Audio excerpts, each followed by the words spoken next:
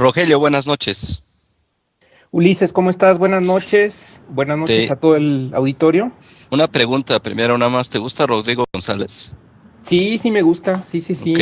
sí. Es todo un ícono del rock nacional. Sí, porque ahora el nombre de tu sección, como matemático de cabecera nuestro, pues parece canción de rock urbano. El hombre que rechazó $1 millón. Sí, exactamente. Mira, Cuéntanos. voy a hablar de un matemático que precisamente es un personaje muy, muy especial, como digno de canción de Rodrigo, exactamente. Miren, ¿de dónde sale este $1 millón? Bueno, si recuerdan ustedes, en nuestro episodio anterior había hablado del teorema de Fermat, que después de más de 300 años de ser una conjetura se volvió teorema al ser demostrado en los finales del siglo XX. Entonces, un instituto llamado Instituto Clay en el año 2000 decide ofrecer $1 millón a el matemático que resolviera uno de 7 grandes problemas históricos, que son conjeturas que habían permanecido como conjeturas durante mucho tiempo. Son 7 problemas muy famosos, y al que resolviera uno de esos problemas, bueno, todavía está vigente, se le da $1 millón. Uno de esos problemas es la conjetura de Poincaré, que ya ahora ya es un teorema. Voy a explicar en qué consiste. Bueno, en la pantalla ahorita estamos viendo la fotografía de Henri Poincaré, un matemático del siglo XIX importantísimo. Es considerado fundador de la topología moderna. La topología es una rama de las matemáticas que, digamos que en pocas palabras podríamos decir que es una geometría elástica.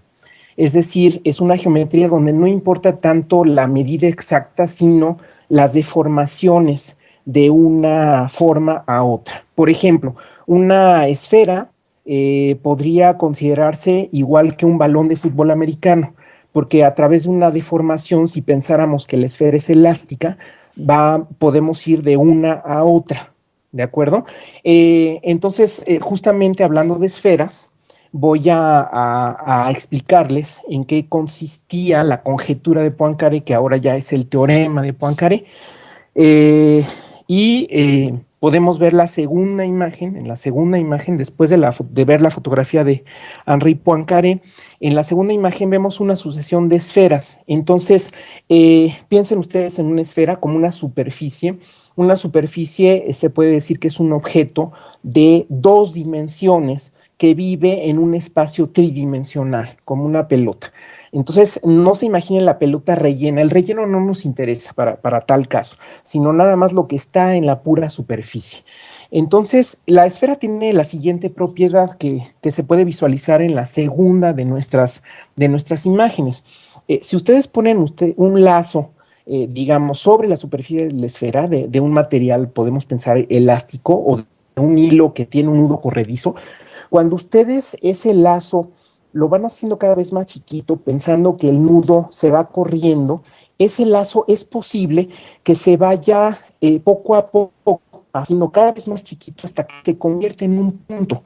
Eso es lo que ilustra la segunda de nuestras imágenes. Bueno, entonces la esfera tiene esa propiedad. En donde ustedes pongan el lazo puede suceder eso. Otras superficies que no son la esfera no tienen esa propiedad. Por ejemplo, ¿cuál superficie? Por ejemplo, la superficie de una dona. Imagínense una dona, que también en matemáticas es llamada torus o toro. Ya después hablaremos en otra ocasión tal vez de las propiedades del toro o de la dona. Si en una dona ponen un lazo que, digamos, sea como una especie de cinturón, que amarren, digamos que metan el hilito por el hoyo de la dona y lo amarren, e intenten que ese lazo se convierta elásticamente en un punto, no van a poder. ¿Están de acuerdo? Es decir, la esfera tiene esa particularidad que no tienen otras superficies. En el siglo XIX se demostró matemáticamente que, en efecto, la esfera es la única de esas superficies que tiene esa particularidad. Bueno, entonces, ¿qué pasa? Dentro de un espacio tridimensional se puede también explicar en otras dimensiones. La conjetura de Poincaré lo que dice es: imaginen ahora una esfera de 3 dimensiones dentro de un espacio de 4 dimensiones, es decir, nos vamos una dimensión más arriba. La conjetura lo que dice es que ese objeto, que ya no es llamado superficie, Poincaré le llama variedad, de hecho 3 variedad, porque es de 3 dimensiones. Ese objeto es el único que tiene la propiedad de lazo corredizo, vamos a llamarle así. Esa era la conjetura. Es decir, no había otra superficie más que esa esfera de 3 dimensiones. Después esa conjetura se generalizó a mayores dimensiones, es decir, no solo a n igual a 3, sino n igual a 4, a 5, a 6, etc. Bueno, resulta que a lo largo de todo el siglo XX les costó a los matemáticos, a los topólogos, mucho trabajo demostrar la conjetura de Poincaré para mayores dimensiones, pero al final de cuentas, en los años 80 sí se pudo demostrar para todas las dimensiones, excepto para n igual a 3, que era la dimensión original que había conjeturado Poincaré. Entonces, era la más difícil, la dimensión n igual a 3.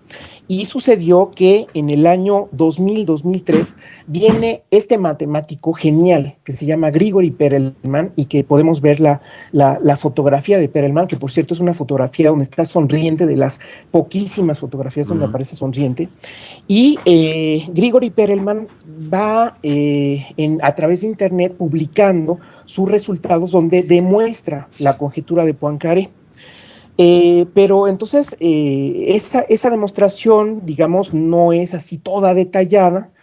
Hay unos matemáticos chinos que la detallan y que incluso se adjudican la demostración, digamos que hay ahí un problema de autoría, hasta que finalmente la comunidad matemática le da el crédito a Perelman, y es más, en el año 2006 le decide que Perelman es el ganador de la medalla Fields, que es, digamos, como el premio Nobel de las matemáticas en el año 2006, pero Perelman la rechaza sorprendentemente, el único matemático que rechaza el máximo premio de las matemáticas.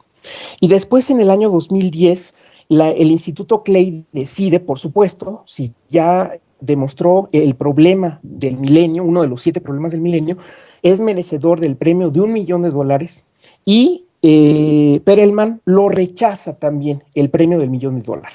¿Por qué lo rechaza? ¿Porque es muy rico, es millonario, etcétera? No, es pobre, vive con su madre, vive de la pensión de su madre, etcétera. ¿Cuál es la razón por la que rechaza estos premios tan altos en la comunidad matemática? Por razones ideológicas. Él dice que en las matemáticas no se necesitan premios monetarios. El solo demostrar un teorema de la altura de la conjetura de Poincaré, ya eso es un solo premio. Además, el mundo matemático está lleno de falta de ética, digamos, posiblemente se refería a esta cuestión de la autoría, y que él no está dispuesto ni a hacer esas faltas de ética, ni a hacer una especie de mascota que acepte lo que está sucediendo a su alrededor. Por tal o cual razón, él ya desde entonces no hace matemáticas, se supone, no se sabe nada de él, está en San Petersburgo, que es su ciudad natal, y después de que lo trataron de convencer, no acepta ni la medalla Fields ni el premio del $1 millón. Esa es la historia de Grigori Perelman, que seguramente va a pasar a la historia de las matemáticas. Por lo que nos está diciendo, es introvertido, es muy alejado de toda esta cuestión de las cámaras, pero además tengo entendido no solo de que además de que es una persona muy importante y muy brillante en la cuestión de las matemáticas, pues es como que la persona, el matemático que con el currículo muy peculiar de rechazar todos los premios importantes, ¿no? No solamente eso, creo que del 96 también por parte del Congreso Europeo de Matemáticas, luego la medalla Fields, que da también la Unión Matemática Internacional, y en 2010, como tú lo dices, tampoco hizo esto del $1 millón del Instituto Clay. Realmente es una persona que incluso sus trabajos no los publica en las revistas científicas como todos los matemáticos o revistas especializadas, sino que los sube a blogs o a lugares en donde el acceso de esa información lo pueda tener mucha gente. Así es un matemático, podríamos decir, sui generis, no se comporta igual que el resto de la comunidad, que por supuesto todos los matemáticos que han recibido la medalla de Fields, que son más de 50, pues van la gran mayoría deseosos de recibir ese premio, pero Perelman no, Perelman es muy especial en ese sentido. Hablabas de las Este, 7. Una cosa más antes, Ulises. Hablabas tú de que eran de los 7 problemas del milenio. Él resuelve uno. Los otros 6 aún no están resueltos. Los 6 aún no están resueltos, aún están esperando ahí $6 millones. Ah, muy bien. Bueno, pues para quien nos esté escuchando y quiera, ahí está. ok. Este, Rogelio, a ver cuándo nos hablas de las geodésicas y todas esas cosas, ¿no? Claro que sí, como ven, ahora hablé un poco más hacia la geometría, hacia la topología, a Ujú. diferencia de álgebra, y por supuesto en otras ocasiones vamos a hablar más sobre esto.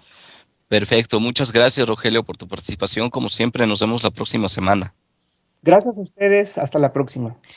Y nuestro productor Carlos Garza, como siempre, tan amable, tan prolífico con la música, nos va a enviar a este homenaje que le estamos haciendo hoy a Rodrigo González. De hecho, el inicio de Sincronía tiene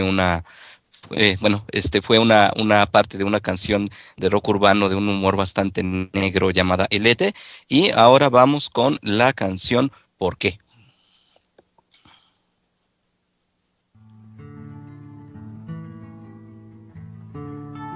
¿Gusta? Sí, sí, Ok. sí, es todo un ícono del rock nacional. Sí, porque ahora el nombre de tu sección, como matemático de cabecera nuestro, pues parece canción de rock urbano. El hombre que rechazó $1 millón. Sí, exactamente. Mira, Cuenta. ofrecer $1 millón a el matemático que resolviera uno de 7 grandes problemas históricos, que son conjeturas que habían permanecido como conjeturas durante mucho tiempo. Son 7 problemas muy famosos. Entiendo que no puedo. Rogelio, buenas noches. Ulises, ¿cómo estás? Buenas noches. Buenas noches Te, a todo el auditorio. una pregunta primero nada más. ¿Te gusta Rodrigo González? Sí, sí me gusta. Danos. Voy a hablar de un matemático que precisamente es un personaje muy, muy especial, como digno de canción de Rodrigo, exactamente. Miren, ¿de dónde sale este $1 millón? Bueno, si recuerdan ustedes, en nuestro episodio anterior había hablado del teorema de Fermat, que después de más de 300 años de ser una conjetura se volvió teorema al ser demostrado en los finales del siglo XX. Entonces, un instituto llamado Instituto Clay en el año 2000 decide